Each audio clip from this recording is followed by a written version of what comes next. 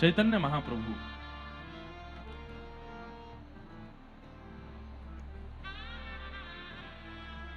श्याम ही गौर बन करके प्रकट हुए हैं। तन है श्री कृष्ण का, पर मन है श्री किशोरी जी का। तन है श्री कृष्ण का, पर तन का जो वर्ण है वो है किशोरी जी का। और कितनी आश्चर्य की बात है, तन है कृष्ण का, पर विरह और व्याकुलता भी श्री कृष्ण की ही है। एक अलग ही विषय है। कल की कथा नहीं सुनी होगी जिसने, आज का सत्र उसको समझ में नहीं आएगा, इसलिए कल का विषय सुनना बहुत जरूरी था। जो चैतन्य महाप्रभु के प्राकट्य के पीछे जो भूमिका है उसको जानना बहुत जरूरी है, और वो बहुत विस्तृत कल कही है। इसलिए कल का सत्र जिन्होंने नहीं सुना है, आज का सत्र उनको समझ में कम आएगा, लेकिन फिर भी हम थोड़ा सा कहते हैं। वैशाख पूर्णिमा और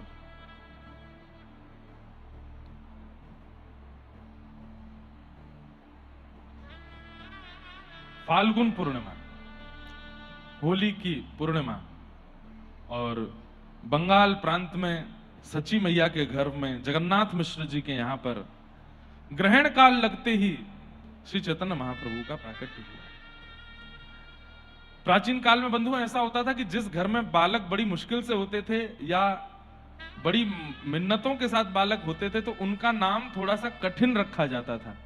ऐसा कठिन नाम रखते थे कि यमराज को भी लगे कि भाई तुम कितने निर्दयी हो। तो इसलिए कई बालकों के नाम बड़े कठिन होते थे।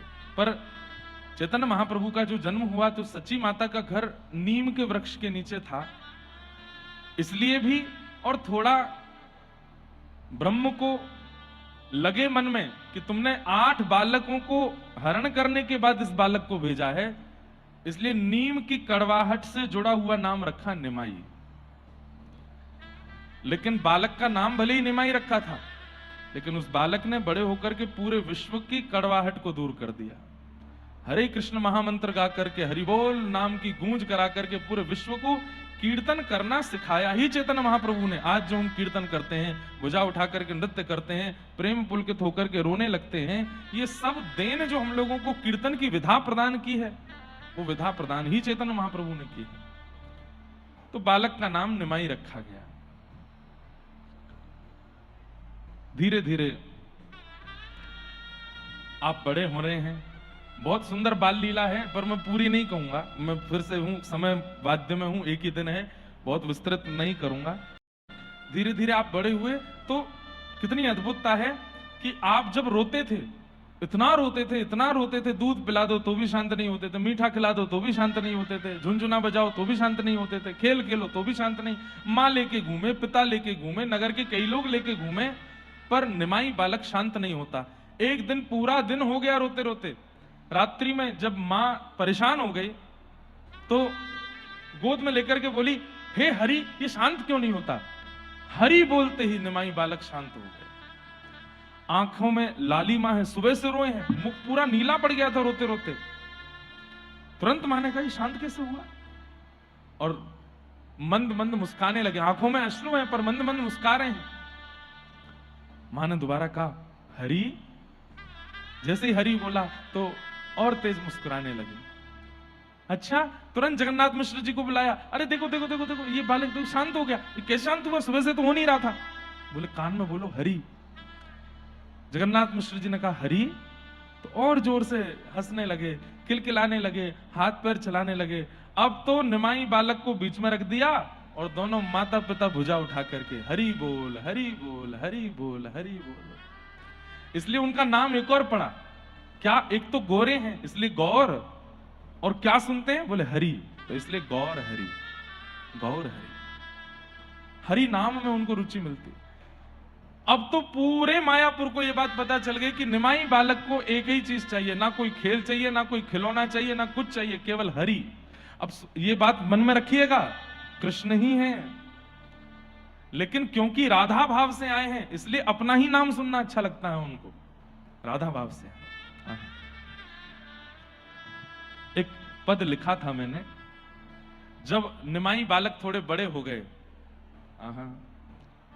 सच्ची माता आंगन में नाचे गौरांग, सच्ची माता आंगन में नाचे गौरांग, सच्ची माता आंगन में नाचे गौरांग, सच्ची गौरांग मतलब जिसका अंग गोरा।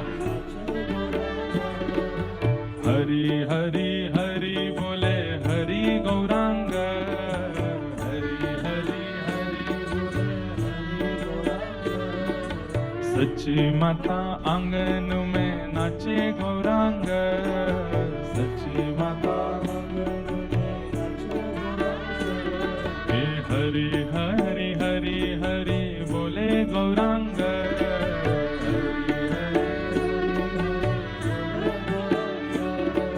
सच्ची माता आंगन में नाचे गौरांग,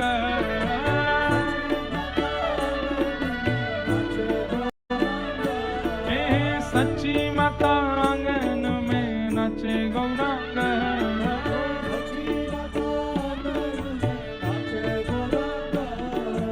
हरि हरि हरि हरि बोले गौरांग।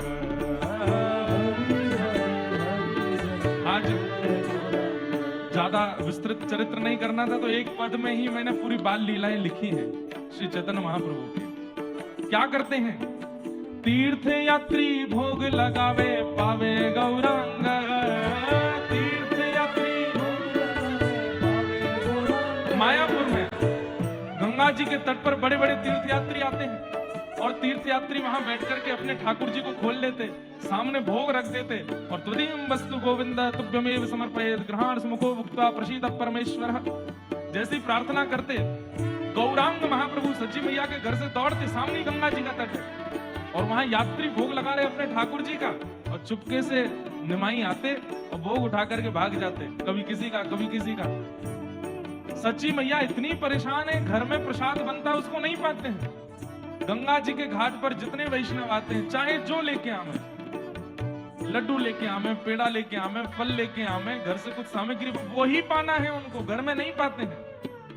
हे तीर्थ यात्री भोग लगावे पावे गौरांग,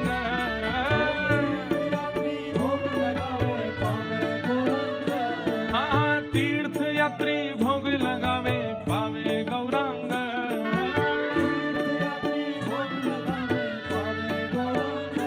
हे हरि बोल हरि हरि बोले गौरांग, हरि बोल हरि हरि बोले गौरांग, हे हरि बोल हरि हरि बोले गौरांग, हरि बोल हरि हरि बोले गौरांग। मेरी मैया तेरे पाँव पड़ूं एक बार हरि बोल,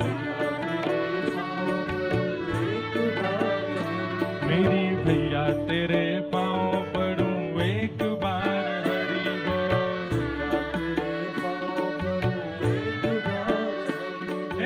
एक बार हरि बोल, बार बार हरि बोल, एक बार हरि बोल, बार बार हरि बोल, एक बार बोल फिर बार बार हरि बोल, एक बार हरि बोल, बार बार हरि बोल। सच्ची माता आंगन में नाचे गौरांग, सच्ची माता आंगन में नाचे गौरांग। अब धीरे धीरे बड़े हो रहे हैं, थोड़ा थोड़ा ऊधम करते हैं। क्या करते हैं? एक दिन कोई भस्म लगाए बाबा आए, माते भिक्षाम देही, और निमाई बालक अपने घर से देख रहे हैं, जिस घर के बाहर जाकर के अपना कमंडल आगे करते हैं भिक्षाम देही, और घर के जीव निकल करके आते हैं, खूब सारी सामग्री लाते हैं उनके कमंडल में, उनकी झोली में भर देते हैं। निमाई बालक बोले ये बढ़िया है, किसी के घर जाके हम मांगते हैं कि कुछ दे दो, खाना पीना कुछ बना हो तो देते नहीं है, क्योंकि छोटे बालक है ना, तो आसपास के घरों में जाते हैं, आज क्या बना है घर में हमको पवाओ। ए निमाई बालक, अपने घर जाओ, अपने घर पे मैया के हाथ का बना पाओ, यहाँ क्यों आए हो पानी। मन में सोचते हैं हमको तो भगा देते हैं, और ये भस्म लगाए बाबा घूम रहा है, इसको दे देते हैं। सोई निमाई बालक अपने कुछ मित्रों के साथ जाते हैं, गंगा जी की रज अपने अंग पर लगा लेते हैं, और अंग पर लगा करके और बिल्कुल अपने बड़े बड़े केशों को जटाजूट जैसा बना के अब छोटे छोटे भिक्षुक बन करके मायापुर में घूम रहे हैं, नन्हे नन्हे से। 3 वर्ष 4 वर्ष के भिक्षुक घूम रहे हैं और द्वार द्वार जाके कहते माते भिक्षाम देही। भीतर से जब नगरवासी निकल के आते हैं और देखते नन्हे से, अरे इतना छोटा भिक्षुक, ये तो पहली बार देखा हमने। निमाई दादा बोलते हैं जल्दी दे दो, समय नहीं है हमारे पास, आगे जाना है। अरे निमाई, तो आप कहते हैं कौन निमाई? मैं निमाई नहीं, मैं तो भिक्षुक हूं। अरे मुझसे पहले मेरे बड़े वाले भिक्षुक आए, उनको तो आपने इतना सामान दिया, हमको नहीं देते। और भिक्षा मांगते मांगते जब कहीं नहीं मिली तो अपने ही घर ही पहुंच गए, माते भिक्षाम देही। सच्ची मैया बोली, अरे इतनी करुण मीठी आवाज में भिक्षा मांगने वाला बाबा कहां से आया? बाबा को बाद में देखती हूँ, पहले भिक्षा भर ले चलती हूँ। भीतर से सारा सामान भर के, बाबा रुको रुको, अभी आई अभी आई। नहीं नहीं भैया हम जा रहे हैं, जल्दी आओ। अरे अभी आई, बस अभी आई। भीतर से सारी सामग्री लेकर के बाहर आई तो देखिए छोटे से निमाई दादा पूरे अंग पर भस्म लगाए खड़े हैं। हे माटी अंग लगा के भिक्षा करे गौरांग,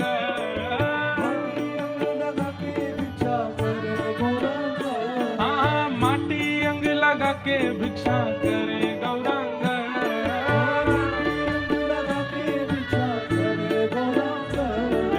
हरि बोल हरि हरि बोल गौरांग।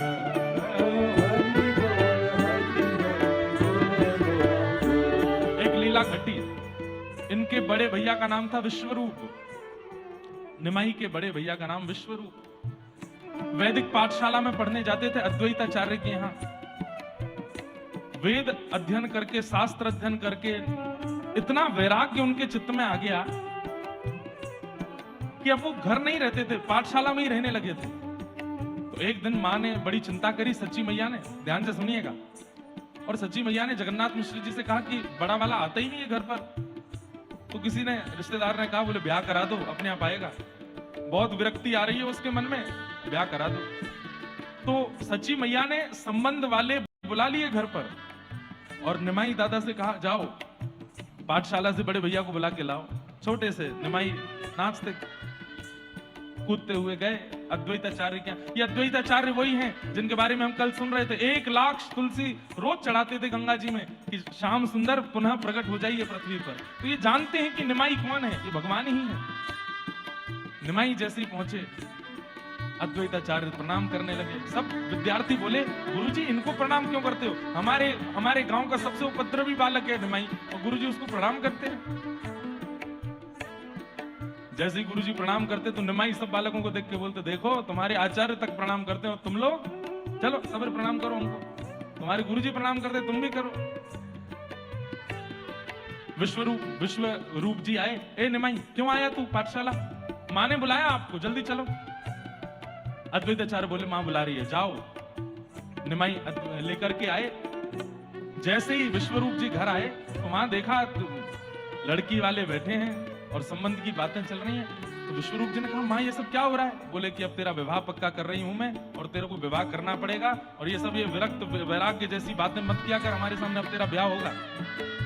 विश्वरूप जी बोले मैं संसार की निरस्ता जान चुका हूं माँ, मैं आपसे प्रार्थना करता हूं मेरा विवाह मत करना। और बस थोड़ी देर का विवाद करके विश्वरूप जी घर छोड़ के चले गए और फिर कभी लौट करके नहीं आए। तो इस बात से इतनी चिंतित हो गई सच्ची मैया, उन्होंने जगन्नाथ मिश्र जी से कहा मैं 1 पुत्र खो चुकी हूं, 8 बालक मेरे गर्भ से जा चुके हैं, एक निमाई बचा है, अब मैं इसको गुरुकुल नहीं भेजूंगी, ये पढ़ने लिखने नहीं जाएगा। क्यों वहां जाएगा गुरुजनों के बीच में रहकर, इसको भी कहीं संन्यास विरक्ति ना हो जाए, मैं किस किस भरोसे रहूंगी। निमाई की आयु हो गई पढ़ने की, लेकिन मां भेजती नहीं है। तो एक दिन निमाई दादा बोले मां मुझे भेज दो विद्यालय। बोले नहीं, कहीं विद्यालय नहीं जाना, घर पे रहो, कहीं नहीं जाना।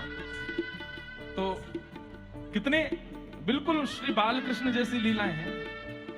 आपने अपने एक मित्र को बुलाया और उस मित्र से कहा आज एक अभिनय करते हैं। बोले कैसा अभिनय? बोले मैं सूरदास बन के तेरे कंधा पे हाथ धर के घूमेंगे और पूरे नगर में घूमते घूमते कहेंगे कोई रोटी खवा दो, कोई दाल भात खवा दो, लकड़ी लेकर के तेरे कंधा पे हाथ धर के मैं चलूंगा। ठीक है। आगे आगे मित्र चल रहा है, पीछे पीछे निमाई अपने आंख बंद करके ऐसे अंधों की भांति चल रहे हैं। अरे कोई भिक्षा पवा दो, कोई रोटी अन्न दान कुछ कर दो। सब जगह पूरे नगर में हो गया अरे निमाई ये क्या हो गया? बोले कुछ नहीं, बस अन्न पवा दो, रोटी पवा दो। सब निमाई के पीछे पीछे घर तक आ गए। अपनी ही मैया के द्वार पर जाके बोले, अरे माते भिक्षाम दे ही, कुछ भिक्षा दे दो। सच्ची मैया भीतर से निकल के, ये निमाई क्या करता है, ये कैसा अभिनय कर रहा है, नेत्र बंद करके क्या क्या कर रहा है। मां भिक्षा मांग रहा हूं। भिक्षा क्यों मांग रहा है? भिक्षा तेरा घर है, परिवार है, माता है, पिता है, सब कुछ है, फिर भिक्षा क्यों मांग रहा है? बोले नहीं मां, वो अभी के नहीं, मैं आगे के लिए अभ्यास कर रहा हूं। आगे के लिए? हाँ, क्योंकि आप मुझे विद्यालय भेज नहीं रही हो। अनपढ़ गंवार जब मैं रह जाऊंगा तो फिर भिक्षा मांग के ही पाना पड़ेगा ना मुझको, घर घर जाकर के भीख ही मांगनी पड़ेगी। तो इसलिए अभी से अभ्यास कर रहा हूं उसका, ताकि अभी से अभ्यास मुक्त हो जाऊंगा तो 18-19 वर्ष में भिक्षा मांगने की बहुत अच्छी कला आ जाएगी मेरे अंदर मैया। फिर मैं भूखा नहीं रहा करूंगा, क्योंकि आप और पिताजी तो पूरी योजना बना चुके हैं कि मैं भूखा रहूं। ऐसी शिक्षा मैया को दी। जगन्नाथ मिश्र जी मुस्कुराए, बोले देवी ये बालक सामान्य बुद्धि वाला नहीं है। देखो हमने विद्यालय जाना बंद कराया तो ये क्या अभिनय कर रहा है, लेकिन इसकी बात कितनी गंभीर है। और निमाई दादा बोले ब्राह्मण के 4 ही कर्म है मां, पढ़ना, पढ़ाना, यज्ञ करना, यज्ञ कराना। और इन चारों में यदि मैं विद्यालय जाकर के नहीं सीखूंगा तो फिर मेरे जन्म लेने का सार्थकता क्या? तो फिर भिक्षा ही मांग लेता हूं। अरे कोई भिक्षा दे दो, दूसरे घर चले गए। अरे मैया कुछ हो तो बना हो तो कुछ खिला दो, मैया तेरे पाम पूजू कुछ तो खिला दो। सच्ची मैया इतनी भावुक हो गई, लेकर के आई। अरे भेज दूंगी विद्यालय, अब ये सब अभिनय मत कर। तुरंत सच्ची मैया का हाथ पकड़ करके, सच्ची माता आंगन में नाचे गौरांग,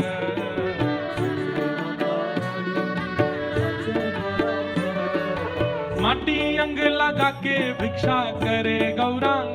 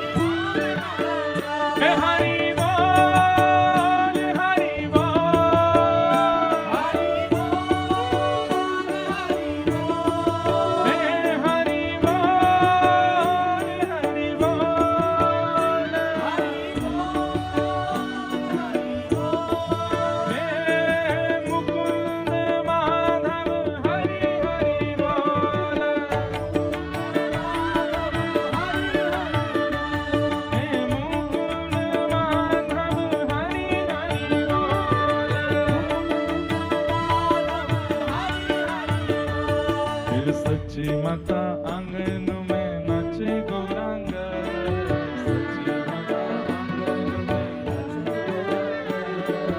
गैया बछड़ा जीव संग खेले गौरांग,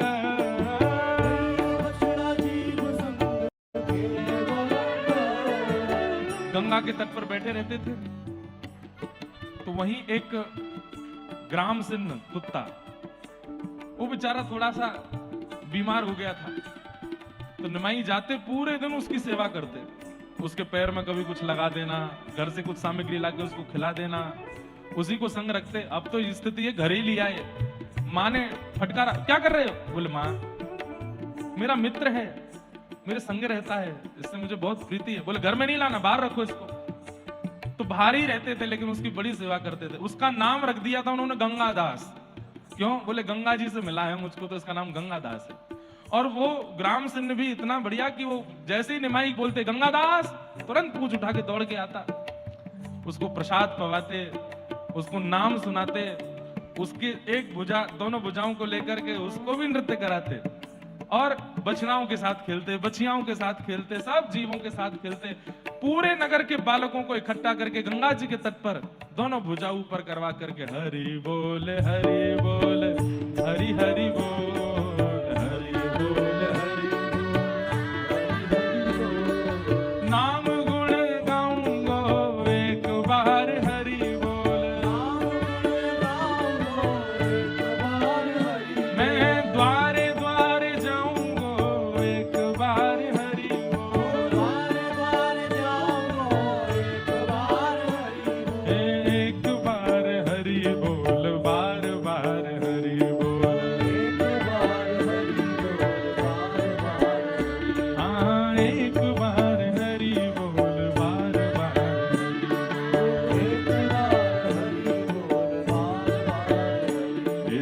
सच्ची माता आंगन में नाचे गौरांग, सच्ची माता आंगन में नाचे गौरांग, सच्ची माता आंगन में नाचे गौरांग, सच्ची माता आंगन में नाचे गौरांग,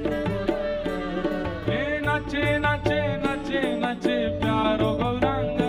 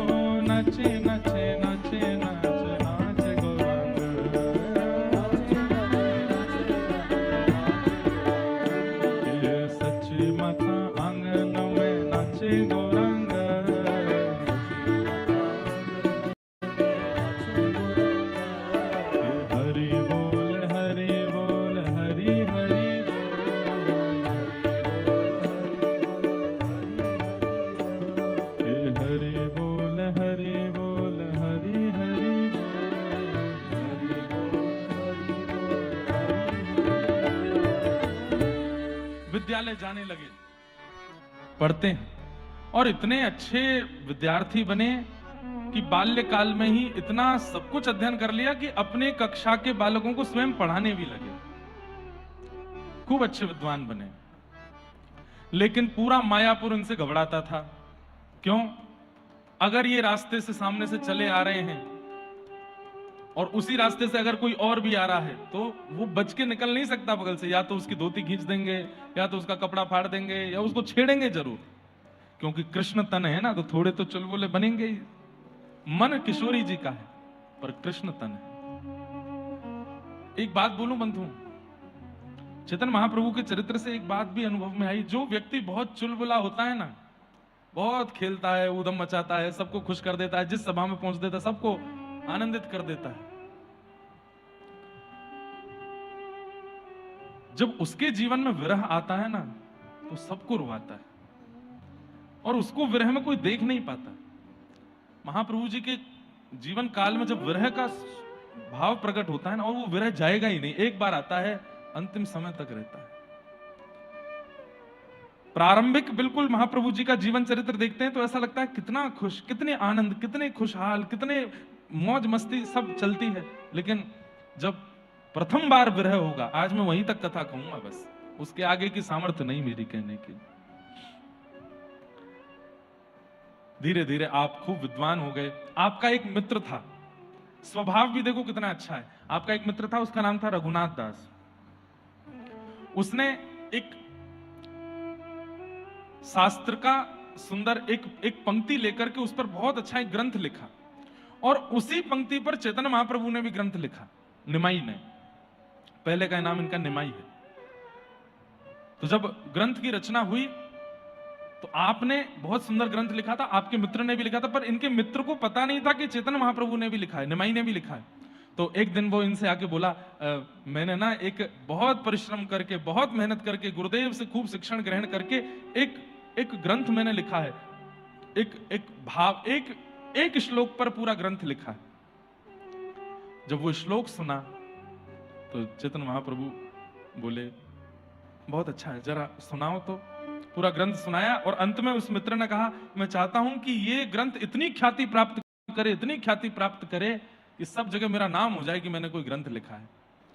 चैतन्य महाप्रभु बोले, अच्छा, मैंने भी इसी पंक्ति पर लिखा है, अच्छा दिखाओ। तो महाप्रभु जी का ग्रंथ जब उसने देखा तो प्रथम पृष्ठ पढ़ते ही उसके नेत्रों से आंसू निकलने लगे। बोले, क्यों रो रहे हो? बोले, मैं अपने पूरे ग्रंथ में इतने अच्छे भाव नहीं लिख पाया हूं जितना तुम्हारे प्रथम पृष्ठ में लिखा है। तुम्हारे ग्रंथ के आगे तो मेरे ग्रंथ को कोई देखेगा ही नहीं। निमाई दादा बोले, बस इतनी सी बात, ऐसे क्यों कहते हो? अपना ग्रंथ लिया और तुरंत गंगा जी में डाल दिया। बोले, ग्रंथ तेरा ही रहेगा, मेरा कोई ग्रंथ नहीं रहेगा, सब जगह तेरे ग्रंथ की ख्याति होगी। और सुन, अपने ग्रंथ में कुछ ये चीज कर दे, इतना इसको बढ़िया कर दो। और वो परिवर्तन करा करके अपने सखा का ग्रंथ सर्वव्याप्त करवा दिया और अपने ग्रंथ को गंगा जी में बहा दिया। ऐसे स्वभाव विचार वाले भक्त होते नहीं है बंधु। बहुत कम होते हैं। यही ऐसी ही कथा आती है कि श्री हनुमान जी महाराज ने पूरे रामचरित्र का निर्माण किया, अपने हाथ के नख से पूरा रामचरित्र लिखा था पत्थर पर। लेकिन श्री वाल्मीकि जी महाराज ने जब रचना की तो हनुमान जी महाराज का ग्रंथ देख करके उनको लगा कि मेरे में तो कुछ है ही नहीं, जो जो भाव हनुमान जी ने लिखे हैं मेरे आगे तो बिल्कुल सूक्ष्म है। और इस बात से उनको थोड़ी लगने लगा कि अब मेरा ग्रंथ तो कोई नहीं पढ़ेगा, हनुमान जी इतना अच्छा लिख गए। हनुमान जी ने कहा बस इतनी सी बात, तुरंत पूरा ग्रंथ प्रवाहित कर दिया समुद्र में। बोले बिल्कुल निश्चिंत रहो, आपका ग्रंथ ही सर्वमान्य होगा। फिर कहते हैं कि हनुमान जी की कृपा से फिर गोस्वामी तुलसीदास जी ने जब मानस की रचना की तो मानस में कई भाव जो वर्णित हैं, जो कहीं नहीं मिलते हैं, वो हनुमान जी की कृपा से, क्योंकि हनुमान जी की रामायण बड़ी अद्भुत थी। ऐसे त्याग वाले, अत्यंत परिश्रम करके, अत्यंत श्रम करके भी श्रेय ना लेने वाले आजकल लोग होते नहीं हैं। पर ठाकुर जी और ठाकुर जी के भक्त ऐसे ही होते हैं। धीरे धीरे आपकी अवस्था बड़ी होने लगी। मां ने कहा अब निमाई का ब्याह करो। और एक बड़ी अच्छी कथा है, 2 विवाह हुए थे। पहली पत्नी उनका भगवत धाम गमन हो गया था, इसके बाद फिर दूसरा विवाह फिर हुआ था। तो पहली पत्नी का नाम लक्ष्मी प्रिया। कितनी सुंदर कथा है, ध्यान से सुनिएगा। ये लक्ष्मी प्रिया और दूसरी पत्नी का नाम आपकी विष्णु प्रिया। दोनों के प्रति भाव क्या है? बोले लक्ष्मी प्रिया जो है वो किशोरी जी हैं, वो लक्ष्मी जी हैं। पहले लक्ष्मी जी के साथ में विवाह हुआ, क्योंकि ठाकुर जी आए हैं तो लक्ष्मी जी के साथ विवाह हुआ। उसके बाद ठाकुर जी ने कहा कि अब मैं विरह में जाने वाला हूं, मैं किस लिए पृथ्वी पर आया हूं कि मुझे ब्रजवासी, किशोरी जी, यशोदा मैया, नंद बाबा, ये सब जो मेरे लिए रोए हैं, इनके ऋण से उऋण होना, उसके लिए मुझे रोना पड़ेगा, विरह में जाना पड़ेगा। और लक्ष्मी विरह को नहीं सह पाएगी। विरह को कौन सह सकता है? बोले मेरे व्रज त्यागने के बाद यशोदा मैया, नंद बाबा, गोपियों के, किशोरी जी के अश्रु बिंद को जिसने धारण किया वो है पृथ्वी, भूदेवी, नारायण की दूसरी पत्नी श्रीदेवी और भूदेवी। बोले जिसने उनके विरह को सहा था, आज भी बंधुओं वृंदावन में बोरिंग करने पर यहां पानी मीठा है, 5 कदम बाद वही पानी खारा मिलेगा। क्यों? कहते हैं व्रज गोपियों के आंसू, कृष्ण विरह में रोए हुए ब्रजवासियों के आंसू कि व्रज वृंदावन में यमुना जी बहती हैं, नदी के किनारे किसी नगर का पानी खारा नहीं होता, मीठा ही होता है। गोदावरी जी के तट पर कहीं बोरिंग करो, सब जगह मीठा ही पानी होगा, क्योंकि भीतर स्रोत गोदावरी जी का ही है। लेकिन वृंदावन में कैसी अद्भुतता है कि यमुना जी के तट पर भी बोरिंग करने पर खारा पानी आ जाता है, जबकि यमुना जी का जल खारा नहीं है। हमारे यहां कहते हैं ये ब्रजवासियों के आंसू जो कृष्ण विरह में रोए, कितना रोए थे। इसीलिए तो ठाकुर जी के चित्त फटा जाता है कि मैं इन ब्रजवासियों के लिए अब मैं रोऊंगा जाकर के। तो जब भगवान ने विचार किया कि ये विरह लक्ष्मी नहीं सह पाएंगी, ये विरह तो भूमि ही सह सकती है, क्योंकि इसी ने किशोरी जी के अश्रुबिंद रखे थे अपने पास, इसलिए लक्ष्मी प्रिया जी का फिर भगवत धाम गमन हुआ, फिर विष्णु प्रिया जी से इनका विवाह हुआ। अब ये तो अंतरंग बात है, पर प्रकट लीला में क्या हुआ? मायापुर के एक ब्राह्मण थे, उनकी पुत्री का नाम लक्ष्मी प्रिया। जब मां ने कहा कि मैंने तुम्हारा विवाह पक्का कर दिया है, तो निमाई बोले किससे? बोले लक्ष्मी प्रिया से। बोले लक्ष्मी प्रिया वो 4 गली दूर जो रहती है वो? बोले हाँ। कितनी मधुर कथा है।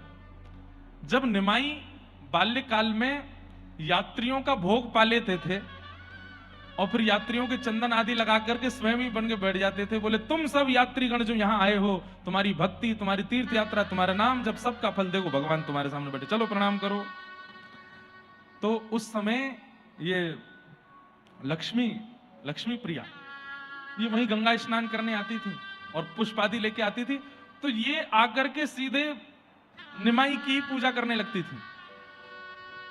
तो निमाई बोलते अरे मैं तो यात्रियों को बावड़ा बना रहा हूं, पागल बना रहा हूं, तुम क्यों मेरी पूजा कर रही हो? भगवान की पूजा करो ना। बोले जो भगवान के स्थान पर बैठा है, भगवान बन के बैठा है, वही तो भगवान है, मैं आपकी पूजा कर देती हूँ, चरणों में पुष्प चढ़ा देती है, माला पहना देती है, तिलक कर देती है। जब ये प्रणाम करती तो निमाई आशीर्वाद देते, मेरे जैसा ही सुंदर वर मिलेगा तुमको। ऐसे बाल लीला में करते थे। लेकिन आज इनको क्या पता था कि इनका ही विवाह हो जाएगा। लक्ष्मी प्रिया जी के साथ आपका विवाह हुआ। कुछ समय बाद किसी कारण से उनका भगवत धाम गमन हो गया। निमाई बड़े शोक में चले गए। शोकातुर खेलते हुए बालक को शोक में मां देख नहीं पाई और सब लोगों की आज्ञा से अब दूसरे विवाह का प्रस्ताव हुआ। निमाई राजी तो नहीं थे करने के लिए, लेकिन मां की इच्छा थी कि परिवार है, सब देखना है, कर लो। अब किन से ब्याह है? बोले विष्णु प्रिया से। वो भी मायापुर में ही रहती थी। विष्णु प्रिया जी जो हैं, ये निमाई जी से 10 साल छोटी हैं। मतलब अब निमाई की आयु 20 वर्ष की है और विष्णु प्रिया जो है वो 10 वर्ष की है, 10 साल छोटी हैं। और उससे भी ज्यादा आश्चर्य की बात कि जब विष्णु प्रिया का जन्म हुआ था तो निमाई उनके घर पर भोजन करने गए थे। तो निमाई का तो यही था, अपने ग्वाल बालों के साथ जितने भी मायापुर में बालक होते सबके यहाँ जाते, सबके यहाँ जाकर के खूब उछल कूद करके आनंद करते, ओ नया बालक आया है हमारे नगर में। आज विष्णु प्रिया जी से आपका विवाह हुआ और विवाह के बाद सब आनंद चल रहा था। 3 महीने हुए विवाह को। तब एक दिन आप सोच में चिंतन में बैठे थे, विद्यार्थियों को पढ़ाते थे विद्यालय में, बहुत विद्वान थे और बस छोटा सा बस ये क्रम चल रहा था। एक दिन बैठे बैठे आप अचानक से सोचना, हाँ एक बात मैं बताना भूल गया कि आपका जब यज्ञोपवीत संस्कार हुआ था 11 वर्ष की अवस्था में, उसके कुछ दिन बाद ही आपके पिताजी जगन्नाथ मिश्र जी का भगवत धाम गमन हो गया था।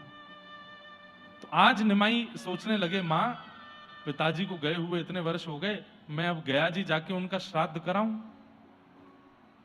तो सची मां बोली, अभी ब्याह को 3 महीने हुए और लोक परंपरा कहती है कि ब्याह के 1 वर्ष तक कोई व्रत नहीं, नियम नहीं, धाम नहीं, ऐसा नियम है कि नहीं करना चाहिए, मत करो। बोले मां अब ये सब तो लोक परंपरा की बात है, लेकिन मैं पिता की आज्ञा का कैसे उल्लंघन करूं? वो कह के गए थे कि मेरा ज्ञान में श्राद्ध करना, अब गृहस्थाश्रम तो चलता रहेगा, मां मुझे आज्ञा दो। मां ने कहा, अकेली मैं नहीं हूं घर में, पत्नी भी है तुम्हारी, वो आज्ञा नहीं देगी तो नहीं जाओगे।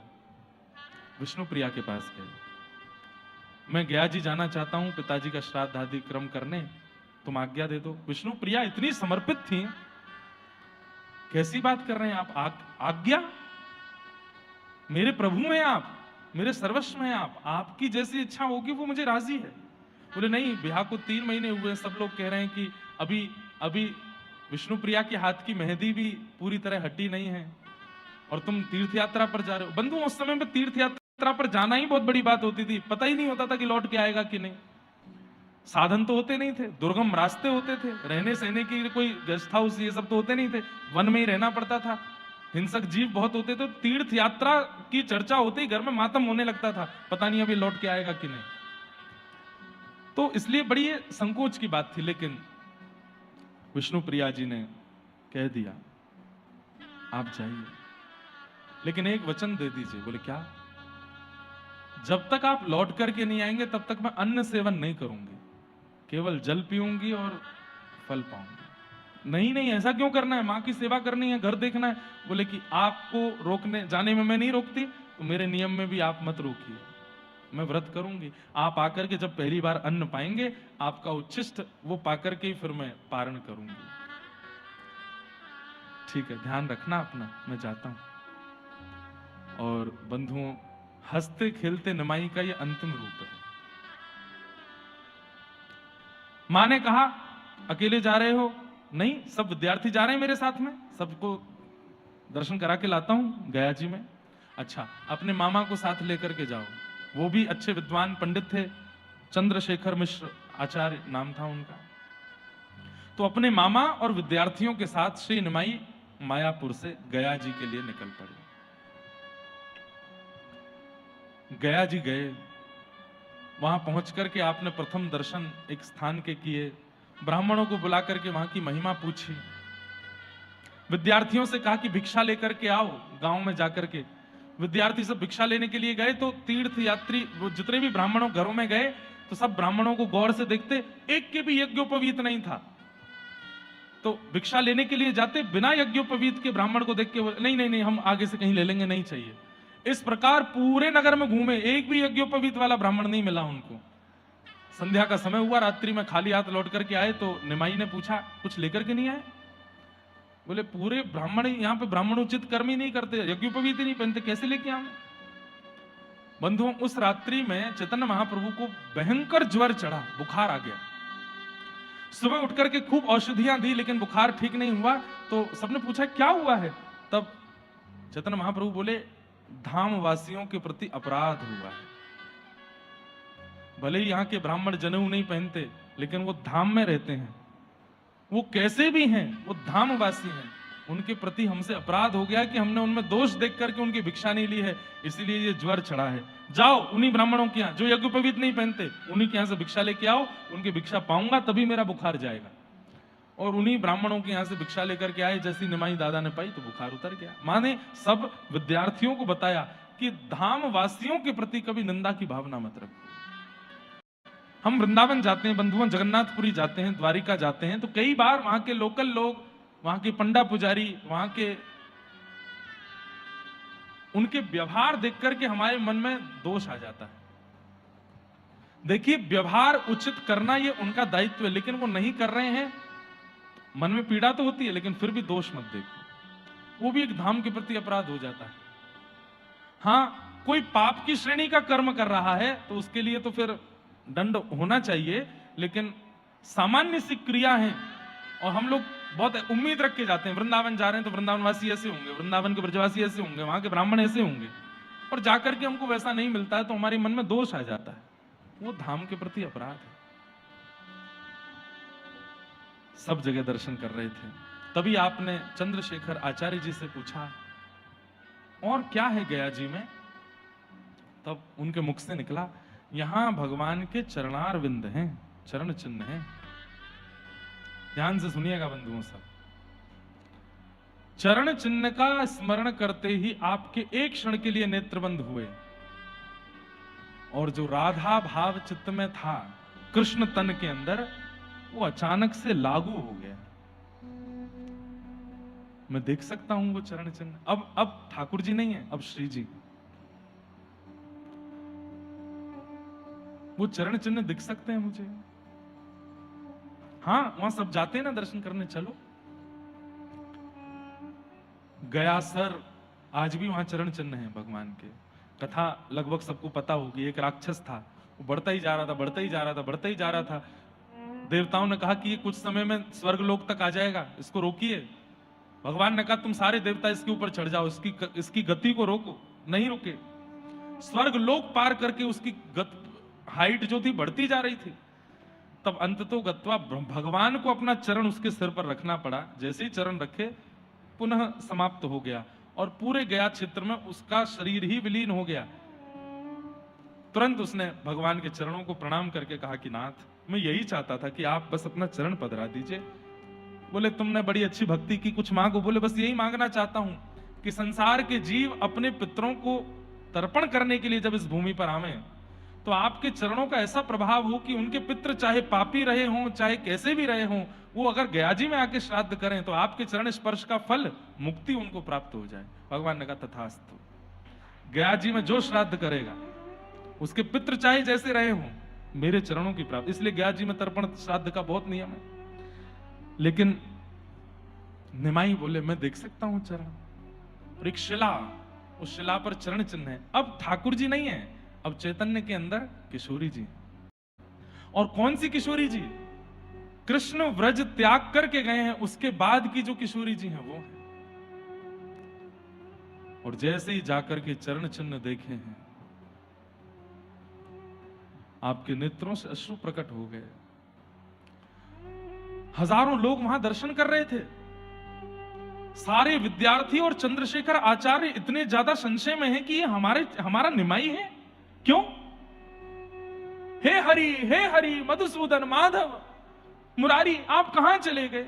और ऐसा कहकर के दौड़ करके आप गए और भगवान के श्री चरणों से जाकर के लिपट गए। उन चरण चिन्ह के एक एक अंग को लेकर के अपने माथे से लगाते हैं, हृदय से लगाते हैं, नेत्रों से लगाते हैं। मेरे श्याम सुंदर कहां हो? मुझे अकेला छोड़ के क्यों चले गए आप? हम ब्रजवासियों ने क्या प्रेम में कमी छोड़ी? आप तो कहते थे किशोरी जी आप मुझे प्राणों से प्यारी हो, फिर क्यों चले गए छोड़ करके? ऐसी वार्ता करने लगे कि वहां खड़े सब आश्चर्यचकित, ये क्या हो रहा है। विद्यार्थी जाते हैं, निमाई गुरुजी जैसे स्पर्श करते हैं तो स्पर्श करते ही उन विद्यार्थियों को जैसे मानो कोई एक करंट जैसा लग जाता हो, तुरंत दूर हो जाते हैं। चंद्रशेखराचार्य बोले क्या हुआ? बोले पता नहीं, एक अजीब प्रकार की ऊर्जा इनके चित्त से आ रही है। आप रुदन करने लगे। अच्छा उस वृक्ष के पीछे हो? तुरंत दौड़ करके उस वृक्ष के पीछे जाते हैं और वहां जाकर के देखते हैं, नहीं मिलते। ऐसी बावड़ी जैसी स्थिति हो गई, और ऐसी स्थिति कभी किसी ने नहीं देखी थी निमाई की। क्यों? गोपी भाव, राधा भाव अब प्रकट हो रहा है। और बंधुओं, चैतन्य चरित्र यदि आप सुन रहे हैं तो चैतन्य महाप्रभु की स्थिति को आप यही समझिएगा कि लाखों ब्रजवासी, यशोदा मैया, नंद बाबा और किशोरी जी एक साथ एक रूप में आ गए। चैतन्य की स्थिति सुनकर के आप अनुमान लगा लीजिएगा कि ब्रजवासियों की स्थिति क्या है। वृक्ष पर नहीं है, अरे वो पर्वत गिरिराज जी है ना, वहां होंगे, वहां गैया चरा रहे होंगे। दौड़ करके निमाई वहां की ओर दौड़े, अरे वो गिरिराज जी नहीं है, ये गया जी है। नहीं वो गिरिराज है, वहां गैया है, वहां पे कृष्ण खड़े हैं, वहां पे सब मधुमंगल सीता में सब खड़े हैं, मेरी बात निहार रहे होंगे, मैं जाती हूँ ना, रास करेंगे मेरे साथ। दौड़ करके वहां जाते हैं, सब रोकते हैं, अरे निमाई ये गया है, ये वृंदावन नहीं है। फिर दौड़ करके वापस आते हैं, फिर चरणों को आकर के देखने लगते हैं, रोने लगते हैं, श्याम सुंदर कहां हो, आ जाओ ना। स्थिति ऐसी हुई कि आसपास के पत्थरों से जाकर के टकराने लगे, रक्त मंडित हो गया शरीर।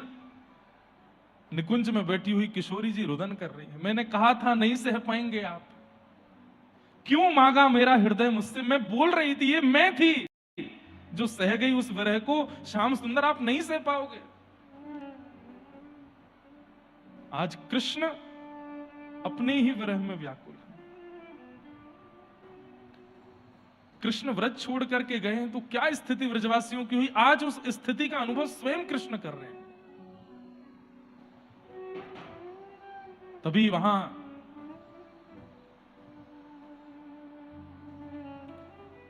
माधवेंद्रपुरी दास के शिष्य ईश्वरपुरी जी महाराज बैठे थे पास में, चैतन्य महाप्रभु के गुरु। उन्होंने जब देखा ये क्या कोलाहल हो रहा है, इतनी भागदौड़ हो रही है, लोग चिल्ला रहे हैं, क्या बात है, तभी आकर के देखा तो निमाई की तन की स्थिति बता रहे हैं। सर से पैर तक कितने घाव हुए। क्यों? कृष्ण विरह में कभी इधर गिरते हैं, कभी उधर गिरते हैं, कभी किसी पत्थर से टकरा जाते हैं, और बालक आदि सब थरथर कांप रहे हैं अपने गुरु को इस अवस्था में देख के। और चंद्रशेखर जी तो समझ ही नहीं पा रहे, कोई प्रेत आ गया है, किसी ने जादू कर दिया, ये हो क्या गया है इसको। बंधुओं, हमारे शरीर में जितने भी हड्डियों के जॉइंट्स हैं ना, सारे जोड़ों से हड्डियां अलग हो चुकी हैं, ऊपर चढ़ चुकी हैं एक दूसरे के, ऐसे तन की स्थिति हो गई है। और बस रो रहे हैं, हाँ गोविंद, हाँ माधव, हाँ मधुसूदन, हाँ केशव, हाँ मुरारी, हे प्राणनाथ, हे प्रियतम, कहां हो? हे श्याम सुंदर, मेरे कृष्ण को कोई ले आओ, मेरे नंद नंदन को कोई ले आओ। बस ऐसा ही कहते कहते रो रहे हैं। बड़े बड़े वैद्य आ रहे हैं, कोई नब्ज देख रहा है। एक वैद्य ने जैसे ही नाड़ी पकड़ी है, घबरा करके छोड़ दिया हाथ। बोले क्यों? बोले नाड़ी नहीं है इनके, सांस चल रही है। हृदय पर हाथ रख के देख रहे हैं तो धड़कन नहीं है वहां पर। बड़े बड़े वैद्य सब लौट लौट करके जा रहे हैं। बोले हमारी सोच से परे स्थिति है तन की, ये क्या हो रहा है? तभी वहां ईश्वरपुरी जी आए, और ईश्वरपुरी जी ने आकर के जब चैतन्य महाप्रभु को देखा, बोले ये रोग नहीं है,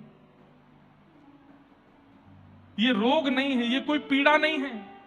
तो बोले प्रेम रस में विभोर है, ये कृष्ण विरह है, ये प्रेम पुलकित। प्रेम की 10 अवस्थाएं पार होती हैं, 9 अवस्थाएं पार होती हैं, 8 अवस्थाएं पार होती हैं, तो उस समय प्रेमी के तन की जो स्थिति होती है वो हो गई है। चंद्रशेखर जी और सब बालक विद्यार्थी, हमारे गुरु जी को बचा लीजिए ना, क्या हो गया है इनको? ईश्वरपुरी जी बोले गोपी गीत आता है? बोला हाँ, तुरंत बैठो, गोपी गीत का गान करो। सब बालक घेर करके बैठे हैं। बीच में चैतन्य महाप्रभु भावावेश में, नेत्रों से अश्रुओं की पिचकारियां चल रही हैं। किशोरी जी है, कृष्ण तन में, किशोरी जी है कृष्ण विरह में। सब बालक ईश्वरपुरी जी के साथ गा रहे हैं। यत्ते सुजात चरणा बुरुहं स्तनेषु भीतासनैः प्रियदधि महिकर्कशेषो तेनाटवीमटसि तत् व्यथतेन किंस्वे पूर्वादिभिः भ्रमतिधे भवदायुषाम्। गोपी गीत का गान किया और जैसे ही गोपी गीत का गान करके ईश्वरपुरी जी ने कहा आगे का श्लोक गाओ जिसमें ठाकुर जी प्रकट होते हैं, अगर इनको ठीक करना चाहते हो तो। इति गोप्य प्रगायन्तः प्रलपन्त्यश्च चित्रधा रुरुदुः स्वस्वरं राजन् कृष्ण दर्शन लालसा। और जैसे ही गोपियों ने रोना प्रारंभ किया है, बालक वहां गा रहे हैं और ईश्वरपुरी जी उसकी व्याख्या कर रहे हैं। इतने में ही क्या हुआ है, ताशामाभिर्भूत सौरी स्मयमाय मुखाम्बुज पीतांबरधर श्रग्वी साक्षान् मन्मथ मन्मथ। गोपियों का रुदन देख करके श्याम सुंदर पीतांबरी पहन करके प्रकट हो गए। जैसे ही ये बात कही है, चैतन्य महाप्रभु व्याकुल स्थिति में दौड़ने लगे। मेरे श्याम सुंदर आ गए, मेरे प्रियतम आ गए और पास ही एक तमाल वृक्ष था, उससे जाकर के आलिंगन कर लिया और बस कह रहे अब मुझे छोड़ के नहीं जाइएगा, अब मेरे पास रहिएगा। और ऐसा कहते कहते वहीं मूर्छित होकर गिर पड़े। ईश्वरपुरी जी रोते हुए गए और महाप्रभु जी के श्री अंग को अपनी गोद में लिया है, सहला रहे हैं। पूरी रात बस अश्रुपात हो रहे हैं, रोम रोम से आंसू निकल रहे हैं चैतन्य महाप्रभु के, बस सर सहला रहे हैं। प्रातः काल का समय हुआ, जब थोड़े स्वस्थ हुए, आप नेत्र खोल करके जैसे ईश्वरपुरी जी को देखा, तुरंत उनके हृदय से लग गए। आचार्य प्रवर, मैं नहीं जानता आप कौन हैं, मैं नहीं जानता आप कौन हैं, पर मुझे एक चीज का अनुभव हो गया है। क्या? मेरे श्याम सुंदर जो मुझे छोड़ के चले गए हैं ना, उनसे आप ही मुझे मिलवाओगे। आप ही मेरे गुरु हो, आप ही मेरे आचार्य हो। मुझे अभी कंठी दीजिए, अभी मुझे दीक्षा दे दीजिए ना। ईश्वरपुरी जी ने तुरंत हृदय से लगाया, कान में पहले तो महामंत्र दिया, उसके बाद गुरु मंत्र दिया और दीक्षा दे दी। दीक्षा प्राप्त करते ही आप तुरंत उठ करके वृंदावन की दिशा की ओर दौड़ने लगे। सब पीछे भागे, लेकिन महाप्रभु जी रुके नहीं। सामने क्या आ रहा है ये भी विचार नहीं करते थे। नदी आती तो नदी में कूद जाते थे, पहाड़ आते तो चढ़ जाते थे। मेरा वृंदावन वहां है, मेरा वृंदावन वहां है कहते हुए दौड़ते।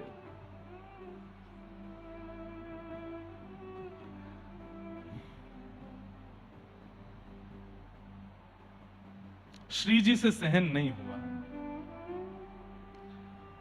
जैसे ही चैतन्य महाप्रभु खूब दूर पहुंच गए, एकांत में आ गए, तुरंत श्री किशोरी जी ने आकाशवाणी की है।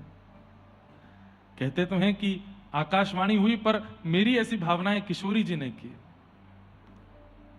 हे निमाई, अभी इतने विरह में जाने की आवश्यकता नहीं है। आप पृथ्वी पर विरह का आस्वादन करने के लिए गए हैं, परंतु साथ ही साथ पूरे विश्व, समग्र विश्व को कृष्ण भक्ति प्रेम भी प्रदान करना है। अभी अनेक लीलाएं आपकी शेष हैं। सो गए।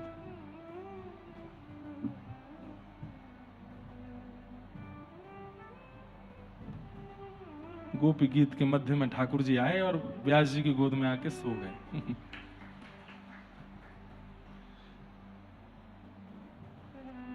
किशोरी जी ने आकाशवाणी की, प्रियतम आप बहुत विरहापन्न हो रहे हैं। मैंने कहा था आप नहीं सह पाएंगे। आपके प्रेम विरह को ब्रजवासी सह गए हैं, गोपियां सह गई हैं, मैं सह गई हूं, लेकिन आप नहीं सह पाएंगे। अभी इस विरह को इतना प्रकट मत होने दीजिए। अभी आप पे बहुत कुछ करना है।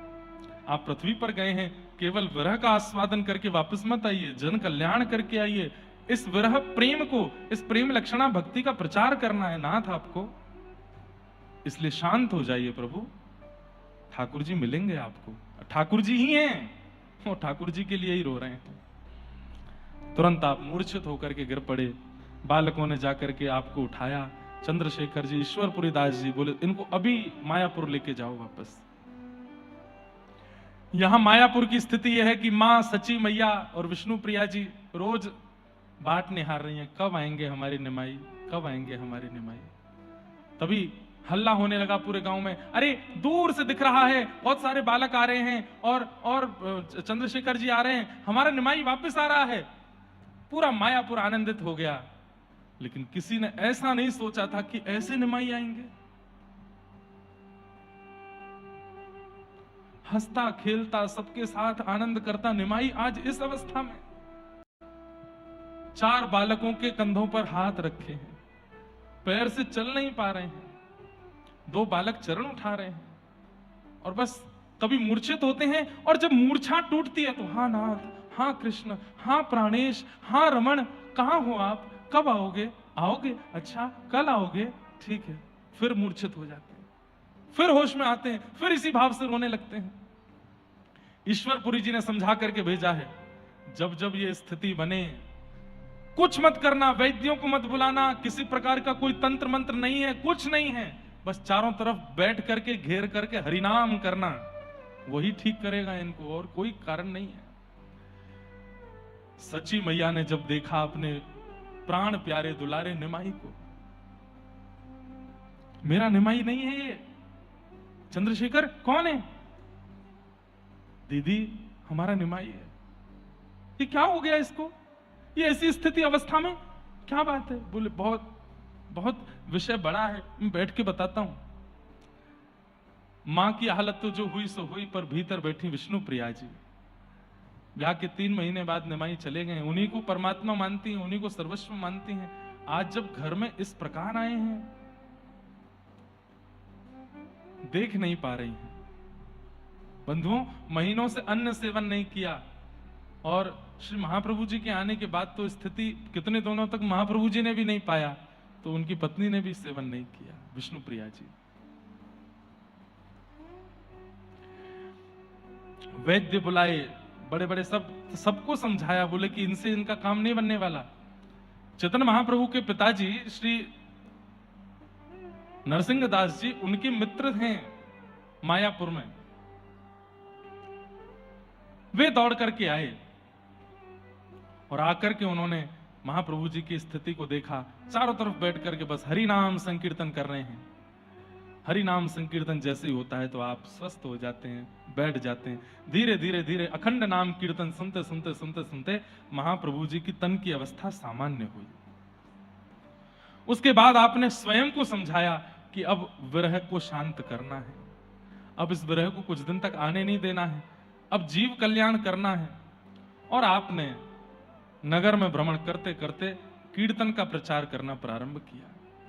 लोगों के घर घर जाकर के कहते, शाम को कीर्तन होगा, सब आना। और कीर्तन में मध्य में महाप्रभु जी खड़े होकर के उन्माद कीर्तन करते, हरे कृष्ण कृष्ण कृष्ण हरे हरे, हरे राम राम राम हरे हरे, हरि बोल हरि हरि बोल, हरि बोल हरि हरि बोल। बस यही कीर्तन कराते कराते पूरे बंगाल प्रांत को आपने भक्ति में, कृष्ण में, ठाकुर जी के भाव में निमग्न कर दिया। आगे कई लीलाएं महाप्रभु जी की हैं। अब धीरे धीरे कई सारे आपके भक्त हुए, कई सारे आपके शिष्य हुए। बंधुओं, ऐसा वर्णन आता है कि निकुंज से श्री जी ने अष्ट सखियों को भेजा है, और वे ही अलग अलग आपके आचार्य शिष्यों के रूप में आए हैं, जो चैतन्य महाप्रभु जब जब विरह आपन्न होते हैं तब तब उनको संभालते हैं। क्योंकि किशोरी जी बोली, इनको संभालने के लिए सखियों को जाना पड़ेगा। ऐसे महाप्रभु जी अब नाम प्रचार में लगे हैं और पूरे नगर को नाम प्रचार कराते हैं। बीच बीच में विरह की वो अवस्था प्रकट होती है कि जिसको सुनकर के रूह कांप जाती है। कुछ समय बाद महाप्रभु जी ने सन्यास लिया। सन्यास, अगर आपका विवाह नहीं हुआ तो माता पिता की आज्ञा होती है, और विवाह हो गया तो पत्नी की आज्ञा से होता है। विष्णु प्रिया और मां से आज्ञा ली और आपने सन्यास ग्रहण किया। सन्यास ग्रहण करने के बाद मां से कहा अब मैं वृंदावन जा सकता हूं? तब मां ने कहा सन्यासी को अधिकार नहीं किसी से पूछने का, वो जहां चाहे जाए, पर मेरी एक बात मान लो। क्या? वृंदावन बहुत दूर है, वृंदावन बहुत दूर है। मैं तेरे दर्शन को नहीं आऊंगी कहीं भी, तू चिंता मत कर, तू जहां रहे तू प्रसन्न रहना, लेकिन इतना दूर मत जा कि तेरे मां के प्राण निकले तो तुझे आने में ही महीनों लग जाए। मां आप आज्ञा करो, क्या करूं? बोले हम बंगाल क्षेत्र में रहने वालों का वृंदावन जगन्नाथपुरी है, तुम जगन्नाथपुरी चले जाओ और तुम वहीं रहो, बस प्रतीक्षा करना, किसी दिन सच्ची मां जा रही है ये खबर मिले तो आ जाना। और श्री चैतन्य महाप्रभु जाना तो वृंदावन चाह रहे थे, लेकिन मां की आज्ञा से जगन्नाथपुरी गए और पुरी में जाकर के महाप्रभु जी ने निवास किया। बहुत सुंदर जगन्नाथ लीलाएं भी हैं महाप्रभु जी की, अद्भुत। अभी तो ये बीच में भी इतने क्रम हैं, उन सबको भी गाने का अवसर नहीं मिला है, लेकिन हम बस यही प्रणाम करते हैं, क्योंकि महाप्रभु जी के चरित्र में प्रवेश तो हो जाएगा लेकिन बाहर निकलना फिर बहुत मुश्किल हो जाएगा। हम बस इस भाव को यही प्रणाम करेंगे, महाप्रभु जी से प्रार्थना करेंगे, महाप्रभु जी आज्ञा करेंगे तो फिर पुनः चैतन्य चरित्र को यहाँ से आगे, हो सकता है अगले सत्र में यहीं से आगे प्रारंभ करके फिर आलवारों की चर्चा पर हम लोग जाएं। अब कुछ महीनों के लिए बस इतना ही भाव चित्त में रखिए, इसी भाव से आप सब लोग रहिए। हम लोग श्रीदत्त धाम में बैठे हैं, आज 15 दिवस 16 दिवस की एक कथा का यहाँ विश्राम हो रहा है। श्री दत्त प्रभु के चरणों में बारंबार प्रणाम करते हैं, उनकी कृपा से ही हमें ये सब प्राप्त हुआ है। हमारे पूज्य महाराज जी, परम पूजनीय प्रातस्मरणीय श्री दत्तदास जी महाराज, चारों वैदिक गुरुजन एवं यहाँ निवास करने वाले सब ब्राह्मण, सब वेदज्ञों को बारंबार प्रणाम करते हैं और अपनी वाणी को दत्त प्रभु के चरणों में विश्राम देते हैं।